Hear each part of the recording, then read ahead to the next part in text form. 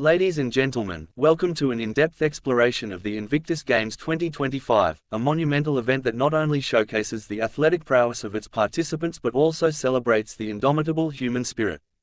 This year's Games, held from February 8 to 16 in the picturesque locales of Vancouver and Whistler, Canada, mark a significant milestone as they introduce winter adaptive sports for the first time. Join us as we journey through the events, stories, and highlights that define this extraordinary occasion. The Invictus Games, founded by Prince Harry in 2014, are an international adaptive multi-sport event for wounded, injured, and sick service personnel and veterans. The term Invictus means unconquered, symbolizing the resilience and determination of the competitors. Over the years, the Games have grown in scope and significance, providing a platform for healing, camaraderie, and showcasing the transformative power of sports. In April 2022, it was announced that the 7th edition of the Invictus Games would be hosted in Vancouver and Whistler, British Columbia. This decision was historic, as it marked the first time the Games would feature winter adaptive sports, expanding the horizons of the competition and embracing the diverse challenges faced by its participants. The successful bid to host the Games was a collaborative effort involving the True Patriot Love Foundation, the Government of Canada, the Province of British Columbia, and the municipalities of Vancouver and Whistler. Importantly, the event was organized in partnership with the local Indigenous nations, the Lil'wat, Musqueam, Squamish, and Tsleil-Waututh. This collaboration ensured that the Games were not only inclusive but also respectful of the rich cultural heritage of the host regions. The Invictus Games 2025 officially kicked off on February 8 with a spectacular opening ceremony at BC Place in Vancouver, setting the stage for an inspiring week of competition. The event featured electrifying performances from artists like Noah Kahan, Nelly Furtado, and Roxane Bruneau, creating an atmosphere of celebration and resilience. Prince Harry, the Duke of Sussex, delivered a heartfelt speech emphasizing the importance of unity among service personnel and veterans, while Meghan Markle shared touching family anecdotes, highlighting Harry's deep connection to the Games.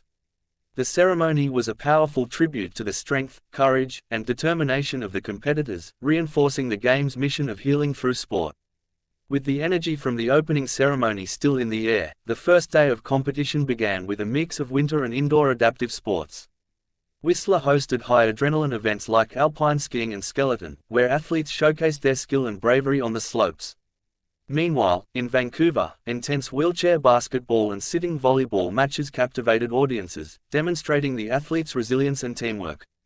The camaraderie among competitors, their families, and spectators was evident, making day one not just about competition but also about the powerful stories of recovery, perseverance, and community. The 2025 Invictus Games introduced winter adaptive sports, adding a new dimension to the competition.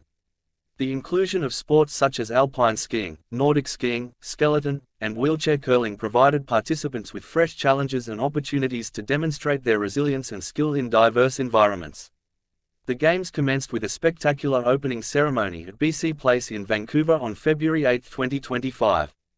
The ceremony was a vibrant celebration of courage, resilience, and unity, setting the tone for the days to come. The opening ceremony featured dynamic performances by renowned artists, creating an atmosphere of excitement and inspiration. Grammy-nominated global sensation Noah Kahan captivated the audience with his soulful melodies, while Canadian music icon Nelly Furtado energized the crowd with her chart-topping hits. Quebec alt pop star Roxane Bruneau added a unique flair to the event, showcasing the rich tapestry of Canadian musical talent. In addition to these stellar performances, over 500 performers took part in the ceremony, honoring the competitors' remarkable journeys of recovery through the unifying power of sport. The blend of music, dance, and storytelling created a moving tribute to the spirit of the Invictus Games. Prince Harry, the Duke of Sussex and founding patron of the Invictus Games Foundation, delivered an inspiring speech emphasizing unity and mutual respect among service personnel and veterans from 23 countries. Reflecting on his commitment to supporting his fellow military members, he highlighted the inner strength and resilience of the athletes, stating that they saved themselves through their perseverance. Meghan Markle, the Duchess of Sussex, also addressed the audience, sharing candid family stories and expressing her enthusiasm about returning to Canada. She highlighted Harry's deep connection and dedication to the Invictus Games, sharing endearing family moments that illustrated how he balances his roles as a father and an event organizer. Over the course of 9 days, up to 550 competitors from 25 nations participated in 11 adaptive sports, both winter and indoor.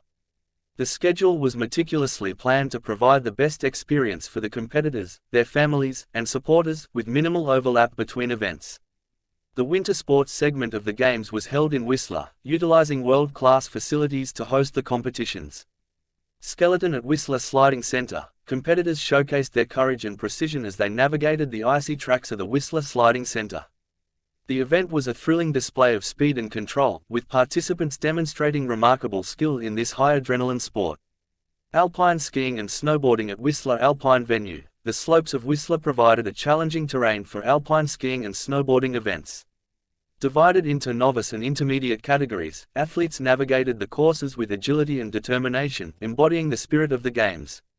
Nordic skiing and biathlon at Whistler Olympic Park, endurance and focus were on full display as participants took on the Nordic skiing and biathlon events. The combination of cross-country skiing and marksmanship in the biathlon tested the athletes' versatility and concentration. The indoor sports competitions were held across various venues in Vancouver, each event highlighting different aspects of athleticism and teamwork. Wheelchair curling at Hillcrest Recreation Centre. The strategic game of wheelchair curling unfolded at the Hillcrest Recreation Centre, with teams demonstrating precision and tactical acumen on the ice. Wheelchair basketball at Vancouver Convention Centre. Fast-paced and dynamic, the wheelchair basketball games were a crowd favorite.